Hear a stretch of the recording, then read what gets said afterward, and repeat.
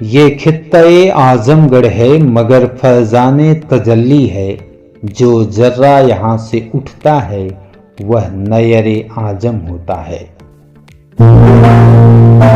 दोस्तों, आज की यह सीरीज उस व्यक्ति पर है जिसका मुहिम है जल, जमीन, वायु और विचारों को जहर मुक्त करना। नाम है राकेश कुमार पांडे। इनका किस्सा बहुत ही दिलचस्प है, जो आसमान से चले और जमीन पर आ गए। यूं तो यह एक मुहावरा लग रहा होगा, लेकिन यह देश के लिए शुभ संकेत है। तो आइए जानते हैं आज के इस व्यक्ति विशेष सीरीज में राकेश कुमार पांडे। राकेश कुमार पांडे मूलतः उत्तर प्रदेश के जनपद आजमगढ़ के निवासी हैं। पूर्व एनआरआई हैं। इनके पिता श्री रघुनाथ पांडे कारगिल फाइटर रहे हैं। इस समय सेवानिवृत्त हैं। राकेश कुमार पांडे की स्कूली शिक्षा अपने पिता के साथ रहते हुए सैनिक स्कूल से हुई। इन्होंने इंजीनियरिंग की पढ़ाई की, जो एक विमान अनुरक्षण इंजीनियर हैं। इन्होंने मनोविज्ञान से परास्नातक किया है, जो एक अंतर्राष्ट्रीय मनोवैज्ञानिक भी हैं। इन्होंने MBA की डिग्री भी हासिल की, जिनको 20 वर्षों का औद्योगिक अनुभव है। नौकरी के दौरान इन्होंने लगभग 150 देशों का भ्रमण किया है। वर्ष 2020 में इन्होंने नौकरी से इस्तीफा दे दिया है और अपने वतन लौट आए हैं।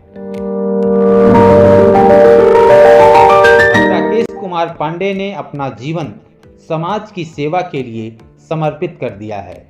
राकेश कुमार पांडे समाज सेवा में आते ही Anika educational and health welfare trust की स्थापना की, जिसके जरिए स्वास्थ्य शिक्षा के लिए लोगों को इन्होंने जागरूक किया।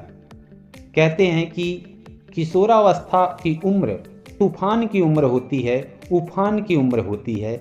यहीं से बच्चा बनता है और यहीं से बच्चा बिगड़ता है। इस क्षेत्र में भी राकेश कुमार पांडे ने किशोरावस्था शिक्षा कार्यक्रम के जरिए लाखों बच्चों में सकारात्मक दृष्टिकोण विकसित किया। किशोरावस्था में किशोर व किशोरियों में शारीरिक, मानसिक और भावनात्मक बदलाव के कारण अक्सर किशोर किशोरियां तनाव अवसाद में रहते हैं। यहाँ तक कि कुछ के मन में आत्महत्या तक के विचार आने लगते हैं। इस तरह की समस्याओं से निपटने और निकलने के लिए युवाओं को सकारात्मक नजरिया दिया, उनके भविष्य को संवारने का काम किया। इस समाज में छोटे बच्चों के साथ होने वाले अपराधों की संख्या दिन प्रतिदिन बढ़ती जा रही है। लैंगिक हमले हो रहे हैं, उनके साथ बाल दुर्व्यवहार हो रहा है, जिसको लेकर सरकार और कानून काफ़ी सख्त है। अपराधियों को दंड और बच्चों को न्याय दिलाने के लिए वर्ष 2012 में पॉक्सो एक्ट बना, the protection of children from sexual offence 2012, लैंगिक अपराधों से बालकों का संरक्षण अधिनियम 2012। यह कानून बनाया गया, फिर भी बच्चों के साथ अपराध बढ़ते जा रहे हैं। इसको लेकर राकेश कुमार पांडे ने स्कूलों और ग्रामीण इलाकों में अच्छा स्पर्श और बुरा स्पर्श की जानकारी दी कि कोई व्यक्ति यदि किसी बच्चे को छूता है तो बच्चे को इल्म हो कि वह कौन सा टच है, वह गुड टच है या बैड टच है, वह बच्चा उसकी प्रतिक्रिया दे सके। इन तमाम विषयों को लेकर वर्ष 2021 में राकेश कुमार पांडे उत्तर भारत से दक्षिण भारत तक की कोशिश यात्रा निकाली। राकेश कुमार पांडे एक दयालु प्रवृत्ति के व्यक्ति हैं। इन्हें प्रकृति, पशु पक्षियों से काफ़ी प्रेम है। इनसे काफ़ी आत्मीयता रखते हैं। आज के 2 वर्ष पहले आजमगढ़ शहर से बिल्कुल सटा हुआ गांव तमौली, जिसे माननीय मुलायम सिंह यादव ने बतौर सांसद गोद लिया था, जहां 52 बीघा बंजर भूमि पर एक सरकारी गौशाला स्थापित की गई थी। सरकारी नुमाइंदों के नज़रों के सामने अपनी जीर्ण क्षीर्ण दशा में हिचकोले खा रही इस गौशाला को राकेश कुमार पांडे ने अपने ढंग से संचालित करना शुरू किया। पहले इस गौशाला में मवेशियों को पर्याप्त चारा नसीब नहीं हुआ करता था, जिसे वर्ष 2021 में इन्होंने गोद लिया और आज उनकी देख रेख में मां तमसा गौशाला चल रही है। यह गौशाला जब शुरू हुई थी तो इसमें 30 गाय 18 से 30 गाय हुआ करती थी और पूर्व प्रधान जी हमारे हैं जिन्होंने इस गौशाले का निर्माण कराया। आज यह गौशाला जो है अभी हरे चारे की तरफ आत्मनिर्भरता की तरफ बढ़ रहा है। साथ ही साथ चारों तरफ वाटर ट्रेंचेस बने हुए हैं। मैं आपको थोड़ा सा परिचय करा देता हूँ, फिर उसके बाद हम लोग आपस में एक परिचय करेंगे। चारों तरफ वाटर ट्रेंचेस बने हुए हैं। ये water trenches rain water harvesting के लिए है, प्लस यहाँ की जो ऊसर भरी जमीन है उसको गीला करके यहाँ के जैविक विविधता को लाने के लिए, यानी इकोसिस्टम और बायोडाइवर्सिफाई को डेवलप करने के लिए बनाए गए। निरंतर इसमें लगातार पौधारोपण और विभिन्न प्रकार की घासें लगी है। आपने घासों के बीज, पत्ते और रंग इस पे फोकस किया होगा, तो कम से कम 12 या 15 किस्म के हरे चारे का लगाया गया है। इस पूरे कार्य को रूप देने के लिए मैं अकेला काफी नहीं हूँ या हमारी संगठन नहीं है। ये आप लोगों का जो कॉम्युनिटिव यानी हम मिलकर जो आप लोगों का सहयोग है उसका रिजल्ट है कि हमने इस गौशाले को आज इस रूप में ला सके हैं कि एक सरकारी गौशाला पे हम समाज को जोड़ पाए। गौशाला केवल गाय के लिए नहीं है, वह हमारे हर एक जीव जंतु के लिए है, हर एक पेड़ पौधे के लिए। दोस्तों, गौशाला चलाना कोई आसान काम नहीं है। गौशाला चलाने के लिए प्रचुर मात्रा में भूसा, हरा चारा, धूप और ठंड से बचाने के लिए आशियाना, चिकित्सा व अधिकारियों के समर्थन जैसी बुनियादी जरूरतों की आवश्यकता होती है।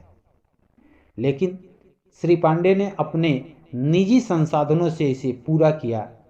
इनकी इस रचनाधर्मिता और मेहनत को देखकर आज अधिकारी और ग्रामीण भी आगे आ रहे हैं और इनकी मदद कर रहे हैं।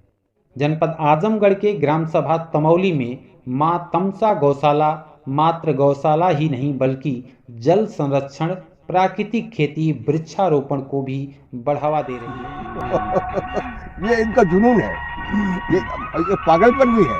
जुनून को पागलपन ही कहते हैं। ये उनका जुनून है। आप कहिए 4 बजे 3 बजे आप घर पहुंच जाएंगे। ये आदमी हरदम काम किया करता है। अब भी चाहते हैं मैं ही उनके साथ काम करूं, लेकिन संभव है। आइए आपको ये जंगल का भ्रमण कराते हैं। जो जंगल है, हाल ही में एक समस्या ये चल रही थी कि बंदर बहुत तंग कर रहे हैं, अयोध्या से उठा के बस्ती में छोड़ दे रहे हैं। तो बस्ती वाले बड़े परेशान थे। मैं अभी प्रवास पे था 4-5 दिनों से, कल रात को ही लौटा हूँ खुशीनगर से।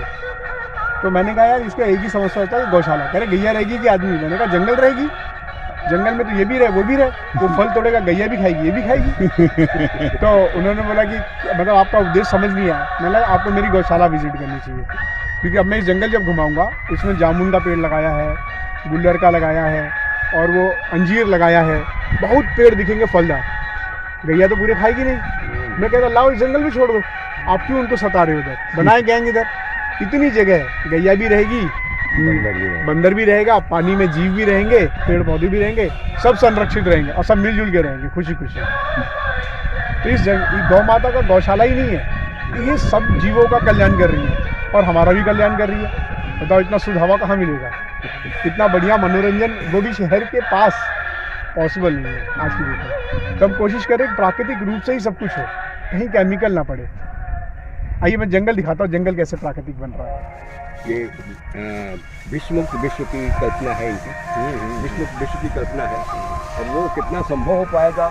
बात यह है संभव तो हो पर सबका सहयोग चाहिए, सबका सहयोग तो मिलता नहीं है।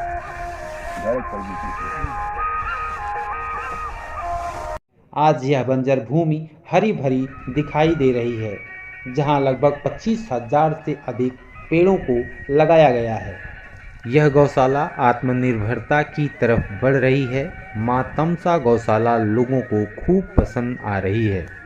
राकेश कुमार पांडे केवल गायों को ही नहीं बल्कि तमाम जीव जंतुओं को भी संरक्षित करने का प्रयास कर रहे हैं, जहां पारिस्थितिकीय तंत्र का निर्माण हो रहा है।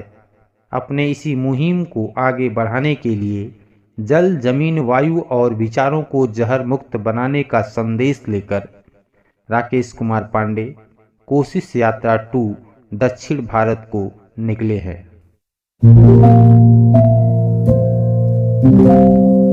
दोस्तों, एक हवाई जहाज का इंजीनियर जिसने दुनिया का भ्रमण किया, एनआरआई रहा, उसे भारत की सभ्यता और संस्कृति ने अपने वतन खींच लाई, जिसे अब आसमान की ऊंचाई नहीं बल्कि भारत की मिट्टी प्यारी लगती है। आभार पृथ्वी माँ, वंदे मातरम। दोस्तों, व्यक्ति विशेष सीरीज की अगली वीडियो में मिलेंगे किसी और व्यक्ति के कहानियों के साथ। नमस्कार। वीडियो अच्छी लगी हो तो लाइक करिएगा, शेयर करिएगा। चैनल पे पहली बार देख रहे हैं तो सब्सक्राइब करिएगा। धन्यवाद।